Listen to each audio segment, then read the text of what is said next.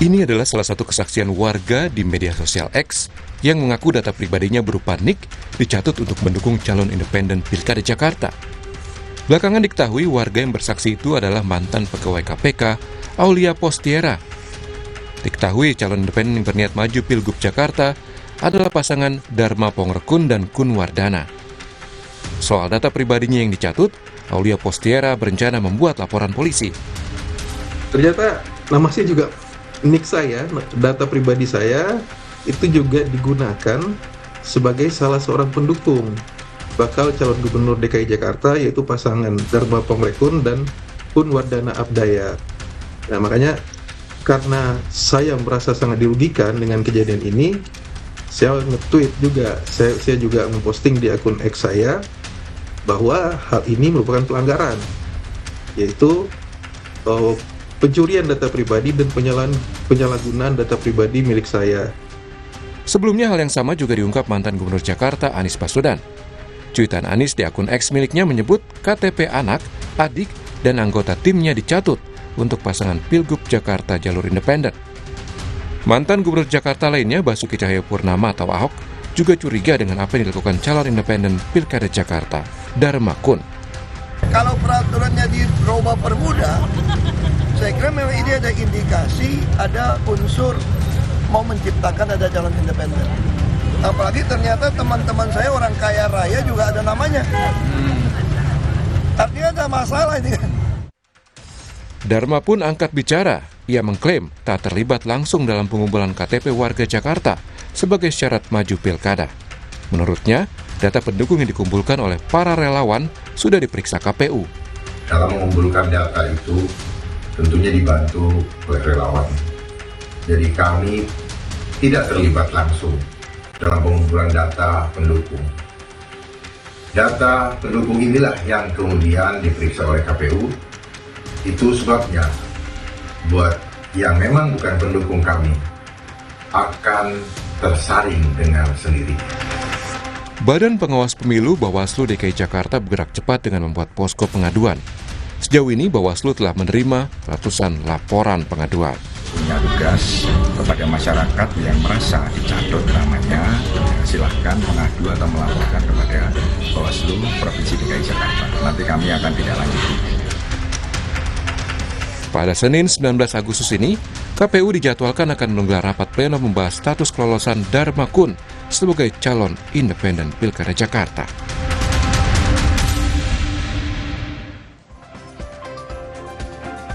Kalau sudah ada laporan ada pencatutan KTP, bagaimana kelanjutan calon independen Pilgub Jakarta? Lalu bagaimana juga data warga Jakarta ini bisa digunakan untuk mendukung calon tertentu? Kita ulas bersama Komisioner Badan Pengawas Pemilu DKI Jakarta, Beni Sabdo, lalu ada juga tim sukses Dharma Kun, Iksanto Aleka, dan anggota Dewan Pembina Perludem Titi Anggraini. Selamat pagi Bapak-Bapak dan Ibu. Selamat pagi. Mas Radi, Mas Beni, Mas Radi. Iksan. Selamat pagi ya. Ya. Mbak Titi dan Mas Radi. Selamat pagi. Saya langsung ke Pak Beni. Sudah ada berapa laporan Pak Beni terkait dugaan pencatutan nama warga Jakarta yang katanya didukung atau mendukung salah satu pasangan calon independen ini? Sejak tadi malam kami sudah melakukan pengecekan ya, penginputan kembali. Per data per tadi malam itu sudah ada sekitar 234 pengaduan kepada Bawaslu Provinsi DKI Jakarta. Oke. Ada 234. Kami sudah membuka posko ini sebenarnya sejak hari Sabtu kemarin. Tidak hanya di tingkat provinsi, tapi juga sampai tingkat kecamatan. Oke. Jadi data ini terus bergerak dan kami sedang melakukan identifikasi sekaligus inventarisasi terhadap data-data yang masuk. Kami juga Bawaslu Provinsi DKI Jakarta sudah melakukan penyelidikan juga terhadap persoalan ini ya. Kami juga sudah berkoordinasi dengan Sentra Gakumdu.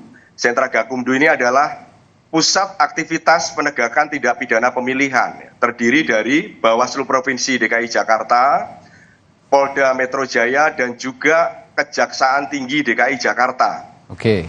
Nah, kami sedang berproses mendalami seluruh data, fakta yang masuk kepada kami, dan juga kami analisa apakah ada dugaan pelanggarannya. Tentu yang sekarang kami sedang concern di Sentra Gakumdu ini adalah tentang dugaan tindak pidana pemilihannya. Karena dugaan tindak pidana pemilihan ini bisa bisa diselesaikan di Sentra Gakumdu. Maka kami sebagai Bawaslu, sebagai leading sektor dalam penegakan hukum tindak pidana pemilihan ini, kami sudah berkoordinasi ya. Hari ini kami akan terus melakukan kajian dan analisa. Sekaligus kami juga mengundang kepada seluruh pihak-pihak ya yang merasa namanya dicatut, silahkan melaporkan atau mengadukan kepada kami. Kami akan bekerja secara profesional dan juga tidak tebang pilih. Artinya apa? Semua akan sama di mata hukum. Kalau memang ditemukan dugaan pelanggaran pidana pemilihan ataupun pidana umum ataupun pidana khusus, kami juga akan bertindak tegas sesuai dengan kewenangan yang kami miliki. Artinya baik itu sebagai, ini kan kalau ngomong tindak pidana pemilihan ini kan bisa menjerat setiap orang. Nah, maka kami juga akan melakukan pendalaman ini kepada siapa saja. Artinya bukan hanya berhenti pada katakanlah kandidat ataupun penyelenggara pemilu, tapi juga kepada setiap orang yang memang terlibat dalam dugaan pelanggaran khususnya pencatutan KTP ini untuk dukungan dukungan syarat minimal ya sebagai calon wakil gubernur dan gubernur lewat jalur independen ini. Artinya dugaan pencatutan ini itu masuk dalam delik pidana dalam pelanggaran pemilu, Pak Beni? Analisa kami sementara ini bisa masuk juga di dalam delik dugaan tindak pidana pemilihan. Tapi juga tidak menutup kemungkinan masuk juga di ranah tindak pidana umum ataupun tindak pidana khusus. Baik. Nah, lalu untuk prosesnya sendiri, pertanyaan saya berikutnya, pada saat memenuhi ajukan sengketa lalu lolos dengan perolehan lebih dari 677.000 KTP dari syarat minimal 618.000 lebih. Anda melihat prosesnya normal atau ada yang tidak normal? Ya, kami bekerja berdasarkan fakta dan data. Masyarakat sejauh ini memang merasa, ya setidak-tidaknya yang mengadu ke kami itu merasa tidak memberikan dukungan, tetapi dia dicatut namanya, mereka dicatut namanya. Nah, tentu data-data ini sedang kami inventarisasi dan identifikasi. Nah, kami juga akan melakukan pleno pada hari ini ya di pimpinan untuk mensikapi hal ini yang nanti kami sampaikan kepada KPU.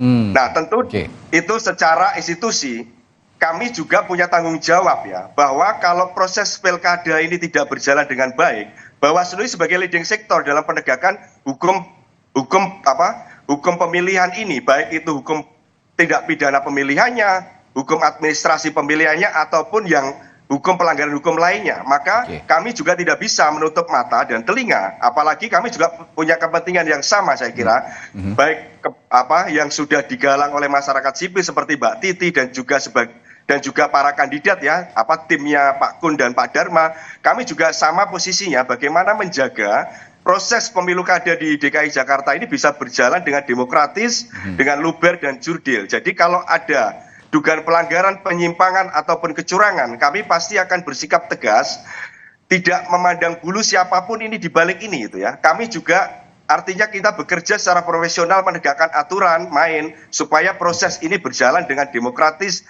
dan menegakkan kepastian hukum yang adil. Kalau begitu saya selanjutnya ke Bung Iksan sebagai tim sukses. Memangnya gimana dulu proses pengumpulan KTP sebagai bentuk dukungan ini, Bung Iksan?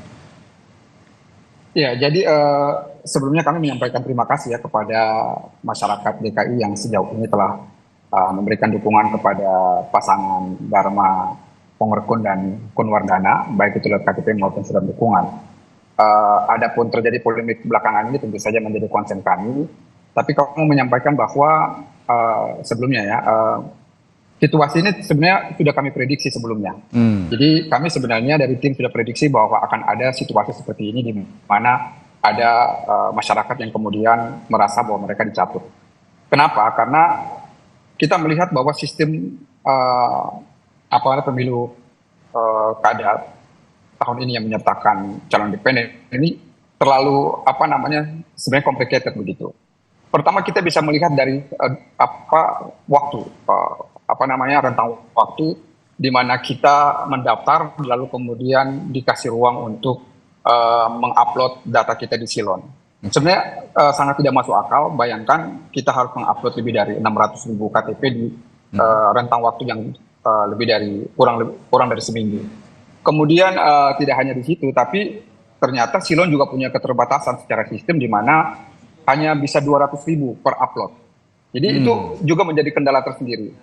Nah, kami karena tahu bahwa KPU akan melakukan rekapitulasi administrasi atau verifikasi administrasi maupun verifikasi faktual, sementara dukungan yang datang itu secara sporadis, kami pada prinsipnya hanya mengumpulkan data atau dukungan yang dikumpulkan oleh relawan di masyarakat, kemudian itu kita upload.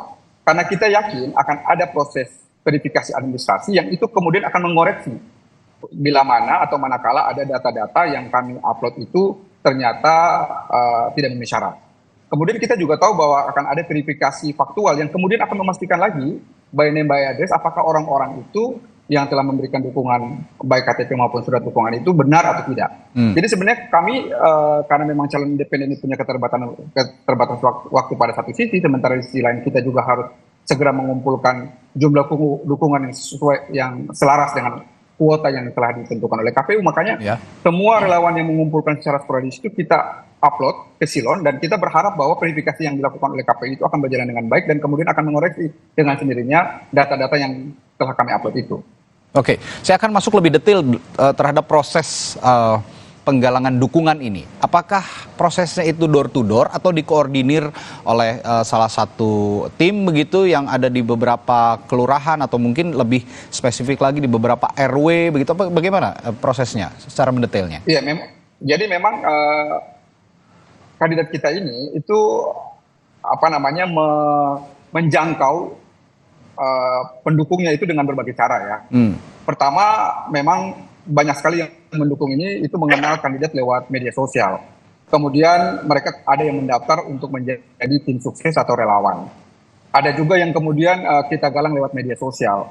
Jadi memang karena memang yang mendaftar itu sporadis, kami juga tidak melakukan verifikasi secara detail secara internal karena kami lihat atau kami ketahui bahwa KPU akan punya verifikasi administrasi dan verifikasi faktual di internal KPU dan mereka punya sistem untuk itu, mereka punya sumber daya untuk melakukan itu dan kami mengupload itu dengan harapan semua itu kemudian akan diverifikasi dan bila ada yang tidak memenuhi syarat tentu akan kemudian dipinggirkan dan yang memenuhi syarat akan kemudian diakumulasi menjadi dukungan yang menjadi syarat untuk pasangan kami bisa ikut berkontestasi di Pilkada DKI. Artinya Anda mengakui tadi kalau saya simak hal seperti ini sudah terprediksi sebelumnya dan menurut Anda yang salah adalah waktu yang mepet sehingga mohon dimaklumi begitu kira-kira jika memang ada beberapa relawan ataupun tim yang akhirnya secara cepat mengumpulkan secara masif begitu beberapa KTP atau identitas warga yang dianggap mendukung begitu kira-kira, Bung Ihsan. Begini, jika waktu yang diberikan kepada kami itu cukup, lalu kemudian misalnya kami juga diberikan tenggat waktu yang memadai juga untuk melakukan verifikasi secara internal, kami kira ini akan terkoreksi oleh kami dalam tim sebelum kami upload ke Silon. Tapi pada faktanya kami hanya punya waktu yang sangat terbatas, sementara kami harus bekerja dengan waktu untuk mengumpulkan jumlah KTP yang sesuai dengan minimal yang harus kita kumpulkan, dan kami tahu bahwa ini akan diverifikasi. Karena akan diverifikasi, maka tentu saja kami biarkan KPU yang akan memverifikasi. Artinya kalau kemudian ada polemik yang terjadi, berarti pertama ada persoalan di dalam konteks sistem, kemudian kita juga melihat bagaimana, atau kita semua tentu juga harus mengevaluasi bagaimana verifikasi itu dilakukan oleh KPU. Karena KPU punya budget, punya anggaran untuk itu, punya sumber daya untuk melakukan itu, dan punya waktu untuk melakukan verifikasi itu. Saya ambil contoh misalnya, kalau seandainya yang dikomplain sekarang itu adalah data atau informasi atau dokumen yang kami sampaikan itu sebelum verifikasi administrasi, saya kira tidak bisa menjadi satu ukuran. Atau kemudian yang diprotes itu adalah data yang kami masukkan sebelum verifikasi faktual misalnya. Nah kalau kemudian itu sudah melalui proses verifikasi administrasi dan verifikasi faktual, itu domainnya ada di KPU. Kami kira KPU yang bisa menjawab bila mana atau ditemukan ada misalkan individu yang merasa nama mereka atau data mereka dicatut oleh tim pendukung kami. Baik, gitu. Mbak Titi, dalam hal ini di mana dispute-nya? Apa yang perlu dicermati dari kasus bobolnya identitas warga ini? Ya, Mas Radi, ini bukan hanya soal KTP, kalau dukungan untuk calon perseorangan. Oke. Kalau kita ingat proses yang dilalui oleh Ahok tahun 2017, mereka ada di mal-mal begitu ya, karena surat pernyataan juga harus disertakan. Ya. Pernyataan itu bisa individu, bisa kemudian dikumulasi dalam bentuk formulir yang berisi kumpulan dukungan dan harus ada tanda tangan. Nah, pertanyaannya, kalau syarat dukungan memerlukan identitas dan validasi berupa tanda tangan, berarti kan bukan hanya berhenti di penggunaan KTP elektronik untuk kepentingan syarat dukungan. Nah, ini kita bicara semua kasus nih. Oleh karena itu, makanya ketika ada jalur perseorangan, sejak awal dari hulu, bukan hanya soal administrasi, tapi juga integritas data yang digunakan itu harus dipastikan semua. Walaupun KPU melakukan penyaringan berupa verifikasi administrasi dan verifikasi faktual, tapi di Undang-Undang Pilkada itu tegas disebutkan pemberian keterangan yang tidak benar atau penggunaan dokumen palsu itu adalah pidana. Jadi bagaimanapun tanggung jawab penyaringan itu harus ada juga pada tim pasangan calon. Saya pendukung perseorangan karena bagaimanapun menurut saya persyaratan 6,5 sampai 10% itu tidak masuk akal. Tapi integritas dukungan dan data itu juga kita harus jaga. Karena ketika dia mampu mengumpulkan identitas kependudukan warga, lalu disertai formulir dukungan, berarti dia tidak berhenti hanya pada KTP. Tapi misalnya bagaimana pembuktian tanda tangan itu dipertanggungjawabkan? Ya. Karena pemalsuan tanda tangan itu juga tindak pidana loh. Ya. Bukan sekedar penggunaan identitasnya. Nah, jadi dalam hal ini, karena kan publik ini hanya bisa mengecek secara parsial. Jadi hanya bisa mengecek apakah NIK mereka digunakan atau tidak. Tetapi kita sebagai publik tidak bisa memvalidasi keseluruhan dukungan yang dinyatakan oleh KPU sudah memenuhi syarat. Sekarang misalnya KPU kan menyatakan, nanti yang tidak memenuhi syarat itu akan dikurangi. Walaupun tidak sesederhana itu, tadi Pak Beni sudah menyebutkan, ada aspek tindak pidana pilkada, ada aspek tindak pidana umum, baik itu berupa dugaan pelanggaran Undang-Undang Administrasi Kependudukan, Undang-Undang Pelindungan Data Pribadi, atau kalau itu misalnya diambil dari media sosial atau media digital, dugaan pelanggaran Undang-Undang ITE. Nah, hal ini makanya tidak boleh berhenti hanya pada lingkup pilkada. Tetapi kita harus menyelesaikan persoalan besar bangsa ini. Apa itu? Keamanan data, penyalahgunaan data, supaya aktornya itu betul-betul bisa dibuka sampai ke dasarnya begitu. Karena ini tidak boleh kemudian menjadi praktik berulang. Karena Mas Radi, praktik seperti ini bukan hanya di Pilkada Jakarta. Jadi pilkada dari sejak ada calon perseorangan, cara-cara mengumpulkan dukungan dengan misalnya mengambil pool data atau identitas dari pihak-pihak yang mengelola data itu sudah dilakukan, walaupun waktu itu manual ya, misalnya melalui koperasi simpan pinjam, itu kan ada KTP yang ditinggalkan. Nah, itu dimanfaatkan. Tapi saya kira saya ingin mengajak kepada semua warga, karena ini ada isu yang lebih besar, keamanan dan perlindungan data pribadi. Pertama, KPU jangan drop datanya serta-merta tanpa konfirmasi kepada orang yang melakukan keberatan. Jadi ada beberapa teman yang melapor ke Bawaslu soal datanya digunakan, tapi tiba-tiba datanya di drop atau hilang begitu saja, tanpa dia tahu prosesnya seperti apa. Harusnya kan prosesnya ada prosedurnya. Ketika dia digunakan, lalu kemudian datanya hilang dari portal publikasi, tracking tindak lanjut itu harus juga akuntabel diketahui oleh publik. Jadi jangan sampai hanya karena ada keberatan lalu viral, cara tindak lanjutnya hanya dengan menghilangkan begitu saja. Sebab kita harus telusuri dalam konteks yang lebih holistik. Ini saya yakin Bang Ihsan ini kan orang yang sangat peduli dengan keamanan dan perlindungan data begitu.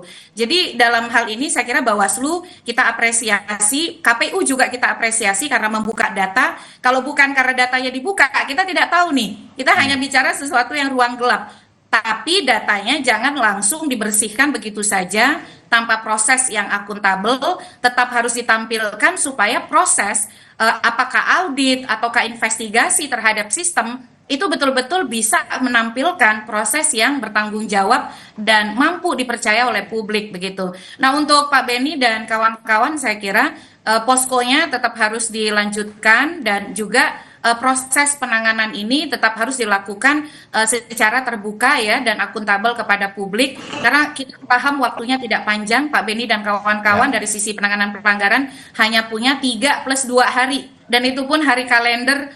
Jadi dalam beberapa hari kita juga akan tahu seperti apa tindak lanjut dari Pak Beni dan kawan-kawan di Bawaslu Jakarta, Mas Radi. Ya, dan ini bukan jumlah yang sedikit. Dan saya setuju tadi dengan Mbak Titi bahwa ini isu besarnya bukan hanya soal Pilkada Jakarta, dukungan di Pilkada Jakarta, tapi juga ada dikhawatirkan ada penyalahgunaan data pribadi. Nah, kalau saya simak gitu ya beberapa curhatan begitu atau keluhan warga di media sosial, katanya takut untuk dicatut malah buat pinjol gitu. Ini yang bahaya sebenarnya. Tapi yang ingin saya tanyakan juga soal regulasi, Mbak Titi. Kalau ternyata yang melapor ini sedikit, nah katakanlah kan sekarang dukungannya ada 677.468, sedangkan syarat yang ditetapkan oleh KPU itu 618.968 dukungan. Nah tadi Pak Beni di Bawaslu katanya sudah menerima laporan sekitar 200-an. Kalau dari masyarakat sipil ada juga yang mengklaim 300-an katanya laporan yang diduga mencatut ini. Ini kan jumlahnya sebenarnya masih bisa memenuhi, pun dikurangi beberapa puluh ribu pun jumlahnya masih bisa terpenuhi. Nah kalau memang ini terbukti dari jumlah yang tadi diduga mencatut, taruhlah ada ribuan begitu ya, dan terbukti ini adalah merupakan pelanggaran, apakah pencalonannya dibatalkan atau bisa masih tetap jalan karena memang dukungannya tetap bisa terpenuhi? Tapi jangan dijawab dulu, Mbak Titi, akan kita tanyakan setelah jeda di Sapa Indonesia Pagi. Tetaplah bersama kami.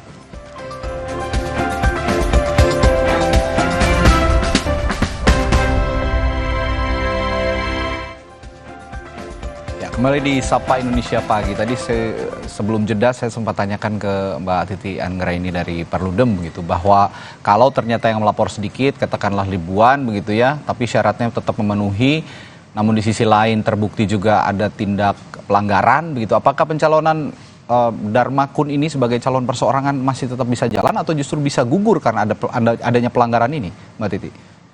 Ya, sedikit banyak bergantung pada apa yang akan dilakukan oleh kawan-kawan dari Bawaslu. Jadi kan persoalan ini tidak bisa didekati hanya karena misalnya pernyataan waktu untuk menyampaikan tanggapan masyarakat sudah selesai. Karena kalau pendekatannya seperti itu, masyarakat kita tidak semua paham bahwa ada tenggat-tenggat waktu untuk menyampaikan masukan, dan tidak semua tahu bahwa mereka bisa mengecek NIK mereka terdaftar sebagai dukungan atau tidak.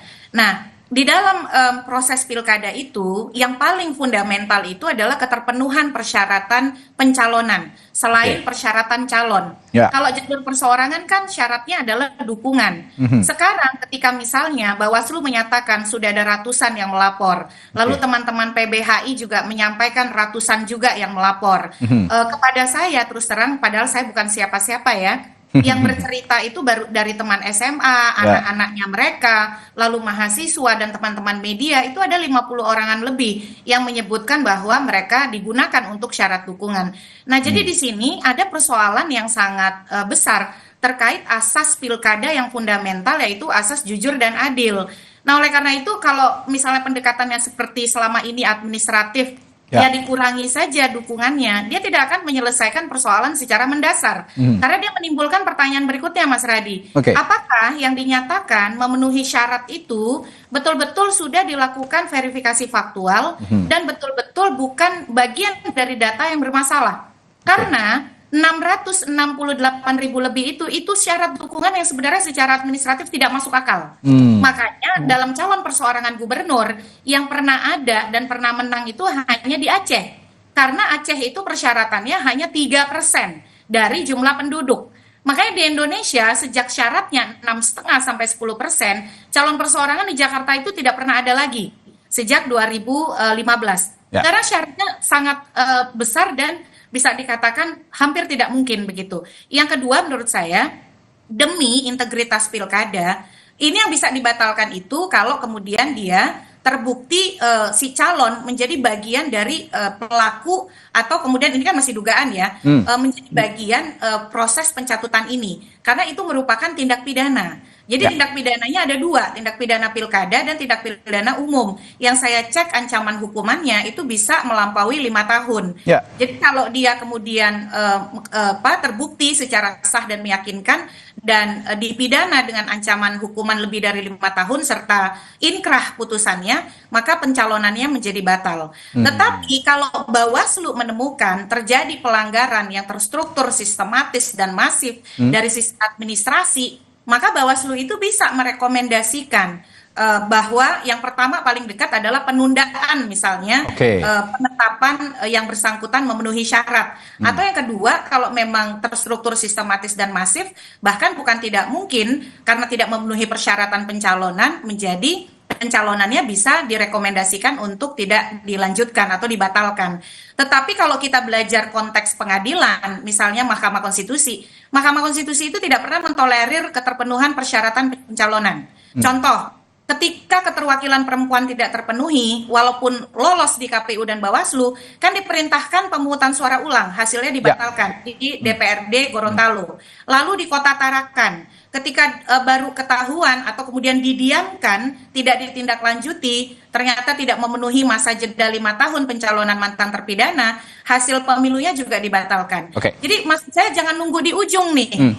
Untuk melindungi calonnya Bang Ihsan, ya nggak masalah dong, datanya kemudian dibuka kepada publik, lalu kemudian betul-betul misalnya divalidasi bahwa memang kami sudah memenuhi segala persyaratan dan tidak kemudian kita berlanjut dengan spekulasi bahwa misalnya ada pencatutan dan keraguan pada integritas data yang digunakan.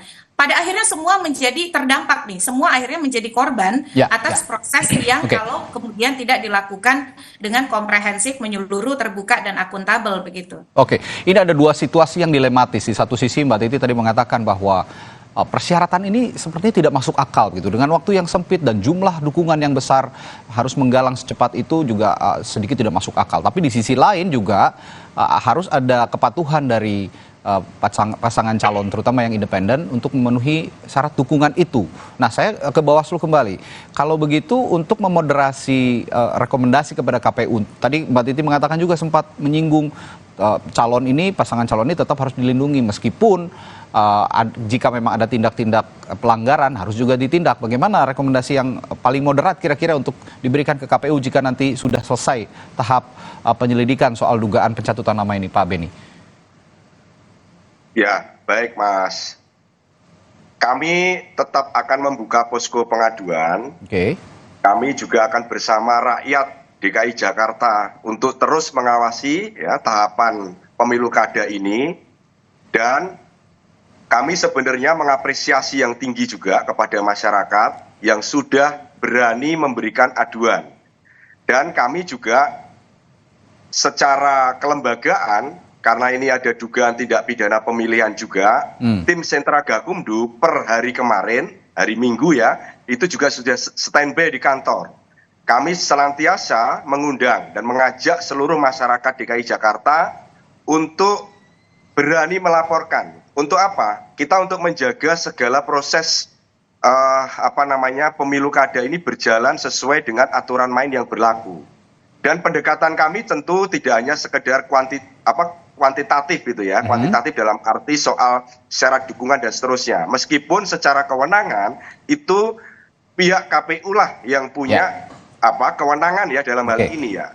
Kalau saya membuat misalkan contoh ekstrim, katakanlah kami tidak merekomendasikan pun atau istilahnya untuk menunda atau jangan dulu ditetapkan. Tapi kalau KPU-nya sudah punya ketetapan, kami juga tidak bisa berbuat apa-apa kan itu. Maka kami bersama rakyat terus mengawasi ini ya. Kalau misalkan ada proses yang tidak beres, kami siap menindaklanjuti dan kami pastikan kami akan menegakkan aturan ini secara tegas. Artinya apa? Siapapun yang terlibat akan sama di mata hukum. Ya, biar nanti rakyat juga akan menilai siapa kira-kira yang dalam proses ini terlibat dan juga artinya ada aktor-aktor intelektual di balik ini, ya kami kan berusaha untuk mengungkap ini. Dan juga dalam proses penanganan perkara, kami kan punya durasi pendek sekali. Maka kami sangat berharap seluruh rakyat DKI Jakarta, mari kita bersama-sama mengusut tuntas perkara ini supaya ada kepastian hukum. Ya, ini yang penting. Dan kepastian hukum ini kami pastikan, ini kepastian hukum yang adil. Artinya, ini tidak hanya kita menyasar kepada pihak-pihak tertentu, tapi kita secara komprehensif tadi yang Mbak Titi sampaikan ya, supaya perkara ini juga terang benderang. Siapa sih aktornya, ya kan? Ada yang tidak beres di mana? Nah, ini yang perlu kita, istilahnya kita sama-sama gali. Sama-sama kita ungkap, sama-sama kita usut supaya pilkada di Jakarta ini bisa berjalan sesuai dengan aturan main yang berlaku. Siapapun nanti yang jadi 5 tahun ke depan, itu adalah benar-benar orang-orang yang punya amanah, orang-orang yang punya integritas ya, secara etika dan moral juga bisa mempertanggungjawabkan soal legitimasi ini. Jangan sampai nanti orang-orang yang kepilih ini, misalkan ada calon independen katakanlah, yang sudah memenuhi syarat dukungan minimal. Ternyata dalam pemilihan nanti, itu hanya dipilih bahkan di bawah syarat dukungan minimal. Itu kan juga menjadi pertanyaan ya secara legitimasi ke depan itu. Baik. Ya, saya selanjutnya ke Bung Iksan. Bung Iksan, ini tanpa bermaksud untuk mengancam gitu ya, tapi ini kan kita bicara soal regulasi dan aturan gitulah kira-kira. Nah, saya bacakan berdasarkan pasal 185A Undang-Undang Nomor 10 Tahun 2016 tentang pemilihan gubernur, wakil gubernur, bupati, wali kota serta juga wakil wali kota dan wakil bupati. Ini apabila terbukti melakukan pelanggaran manipulasi daftar dukungan, bakal calon perseorangan terancam penjara minimal 36 bulan dan maksimal 72 bulan serta dikenai denda paling sedikit 36 juta rupiah dan paling banyak 72 juta rupiah. Anda sebagai tim sukses menghadapi situasi seperti ini dengan aturan yang sudah saya bacakan tadi, tentunya sudah ada plan-plan khusus. Plan A, plan B, plan C, bahkan mungkin sampai Z. Jika memang ini terbukti begitu dan delik ini dialamatkan pada calon Darmakun gitu, apa plan selanjutnya dari tim sukses? Ya, tentu kita akan mengikuti ya setiap proses yang akan berjalan, baik itu proses yang sedang berlangsung di KPU hari ini maupun juga yang tadi dikomentari oleh Bawaslu, dan juga misalnya ada persoalan-persoalan hukum yang mengiringi. Tapi kita tentu semua sepakat bahwa tadi seperti Bu Titi juga sampaikan, calon independen ini kita sepakati untuk bisa ada dan berkontestasi karena kita ingin memberikan ruang kepada masyarakat untuk misalnya memberikan pilihan politik pada kandidat yang tidak harus melulu didominasi oleh partai politik. Tapi yang kita sesalkan juga atau kita sayangkan sebenarnya perdebatan ini baru terjadi di hulu di ujungnya. Padahal sebenarnya tadi seperti juga Mbak Titi sampaikan bahwa kandidasi yang diikuti oleh calon independen ini sebenarnya sesuatu yang hampir tidak mungkin kalau kita melihat dari bagaimana tenggat waktu yang diberikan, kemudian sistem yang digunakan. Nah, sebenarnya kenapa kita selalu harus berdebat di ujung? Kita kemudian ini tidak diantisipasi sejak awal. Misalkan ada simulasi jika harus ada dukungan sekian ratus ribu dengan tenggat waktu yang terbatas seperti ini, tentu akan ada banyak persoalan-persoalan yang mengemuka, salah satunya seperti yang kita diskusikan hari ini. Jadi kami mau menyampaikan lagi bahwa andai kata kami dikasih waktu yang cukup untuk melakukan verifikasi secara internal, kami yakin bahwa semua data yang kita upload itu tidak akan terjadi polemik seperti ini di ujung ini. Gitu. Jadi cuman karena tenggat waktu yang begitu terbatas, sehingga kami harus bekerja dengan waktu untuk memungkinkan jumlah dukungan itu minimal sesuai dengan yang disyaratkan oleh KPU, makanya yang kami upload atau yang kami sampaikan ke KPU melalui Silon itulah yang kemudian kita harapkan bisa diverifikasi oleh KPU. Itu apa yang perlu kami sampaikan. Tapi sekali lagi kami tentu saja akan mengikuti setiap proses yang sudah berlangsung dan akan berlangsung. Bila mana kemudian memang ada pelanggaran hukum dan tentunya itu harus kami hadapi, tentu saja itu bagian dari konsekuensi. Tapi kami tegaskan lagi bahwa tidak ada keinginan dari kami, terutama tim pemenangan, untuk memanipulasi data siapapun. Kami sangat bergantung pada relawan yang kemudian berafiliasi atau mendaftar ke kami secara sporadis, baik itu melalui media sosial, baik itu datang ke posko pemenangan yang sudah kami bentuk di berbagai tingkatan, dan kemudian dari mereka kami menerima data-data yang kami rekapitulasi di internal dan kemudian kami masukkan ke Silon. Jadi sekali lagi tidak ada niat dari kami untuk kemudian memanipulasi data siapapun, karena data yang kami sampaikan itu bukan kemudian kami buat sendiri. Data-data itu yang kami upload itu adalah data yang kami sampaikan dari para relawan. Kami sebenarnya, saya bilang di awal tadi sebelum kita diskusi, kami prediksi akan ada ini, karena memang data yang kami himpun begitu banyak, bisa dibayangkan ya, dalam waktu yang sangat terbatas kami harus menghimpun lebih dari 619.000 dukungan. Bagaimana tim harus berjibaku untuk bisa merapikan data-data itu, KTP, kemudian seluruh dukungan yang dikumpulkan dari berbagai kalangan itu. Kami sebenarnya sudah prediksi karena waktu yang sangat terbatas itu. Nah, kami sebenarnya berharap KPU lewat verifikasi faktual dan lewat verifikasi administrasi dan verifikasi faktual yang sudah dilakukan itu, dan karena KPU juga punya anggaran untuk itu, bisa mengeliminir data-data yang sebenarnya misalnya dikumpulkan oleh relawan kami yang diantaranya misalnya di Tenggarang mencatut data atau informasi dari masyarakat. Jadi saya kira di titik ini tentu menjadi evaluasi kita bersama begitu. Karena jika kita masih memakai sistem yang ada atau pola yang berlangsung seperti ini, sementara kita memungkinkan akan ada calon independen, sampai kapanpun nggak akan ada calon independen berkontestasi. Kita bisa melihat mungkin Bawaslu bisa memberikan keterangan sejauh ini di seluruh Indonesia ada berapa banyak calon independen yang bisa lolos sampai ke tahap pemilihan nanti.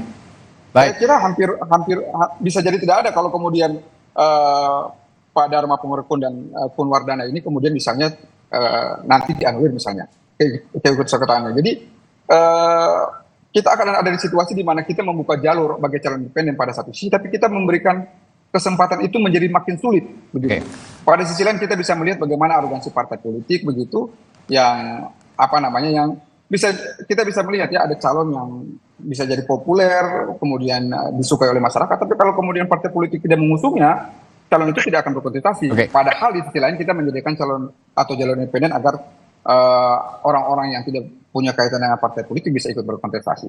Jadi saya kira ini harus menjadi catatan kita bersama ya, sehingga kita tidak selalu harus berdebat di hulu, tapi ini bisa menjadi rekomendasi ke depan nanti agar misalnya kita bisa benchmark ke negara-negara lain ya. Contohnya di Amerika misalnya itu syarat dukungan tidak sebanyak kita begitu.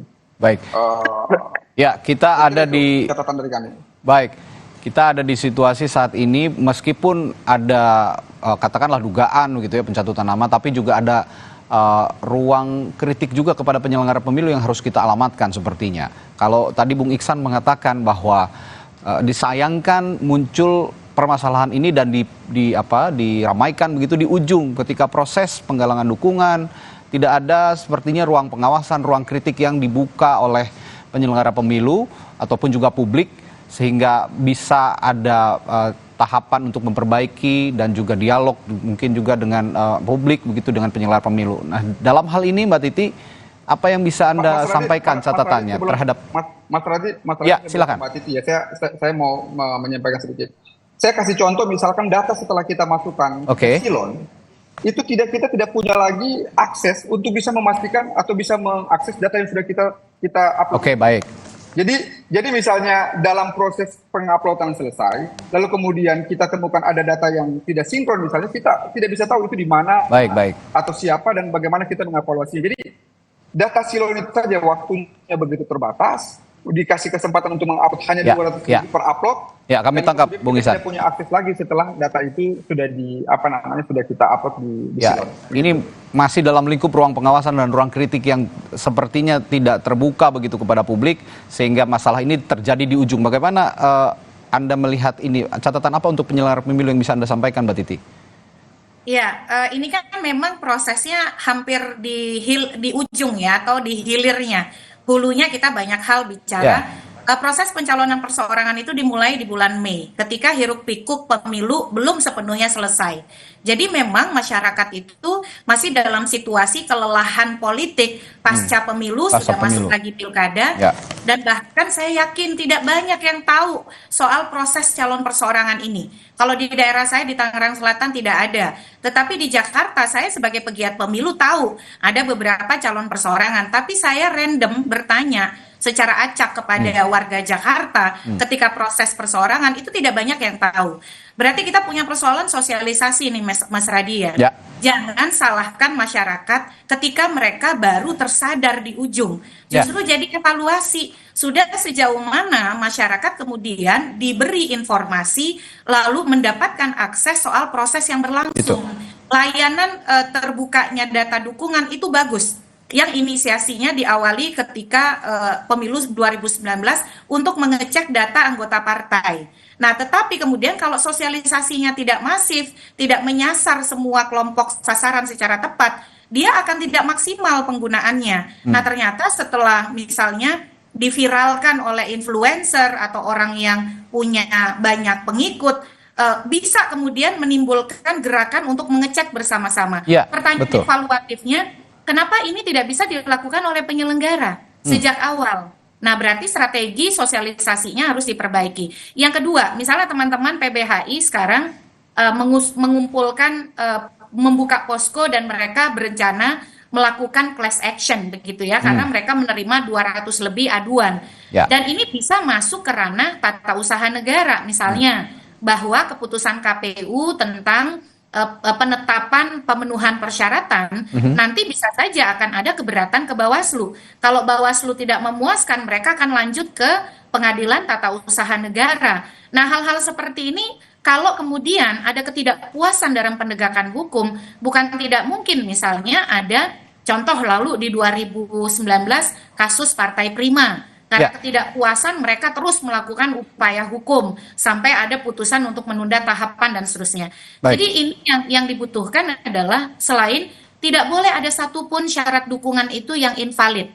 Karena di undang-undang kita disebutkan syarat dukungan yang ditentukan 7,5% kalau di DKI itu harus disensus, betul-betul bertemu dan didatangi secara faktual. Nah, pertanyaan masyarakat kan sekarang nih Bang Ihsan dan Pak Beni ya, kita kan tidak tahu yang 668 memenuhi syarat itu siapa. Karena memang yang bisa mengakses hanya individu pendukung. Dan sekarang spekulasinya kalau kemudian tidak diberikan kesempatan, misal Bawaslu nih kalau mau progresif, dari 668.000 yang dinyatakan memenuhi syarat itu, atau 670.000 sekian itu, audit sampel deh, faktual oleh Bawaslu, ambil berapa sampel. Kalau ada satu saja yang ternyata tidak memenuhi syarat, sebenarnya itu sudah menggugurkan pencalonan. Tapi lagi-lagi memang harus ada itikat baik dari semua, karena kita ingin bukan sekedar calon alternatif, tapi calon alternatif yang kredibel, yang melalui proses-proses yang juga bisa menjadi teladan bagi publik begitu. Ya, kita bicara ini bukan hanya saat ini saja, tapi untuk perbaikan pola proses demokrasi ke depan, khususnya untuk pengusungan calon perseorangan atau calon independen. Dan hari ini juga nanti kita nantikan KPU DKI Jakarta juga akan menggelar rapat pleno sepertinya untuk menentukan kelanjutan pencalonan bakal calon gubernur dan wakil gubernur jalur perseorangan di Pilgub Jakarta untuk pasangan Dharma Pongrekun dan Kun Wardana. Baik, terima kasih Komisioner Bawaslu DKI Jakarta Beni Sabdo, lalu tim sukses Dharma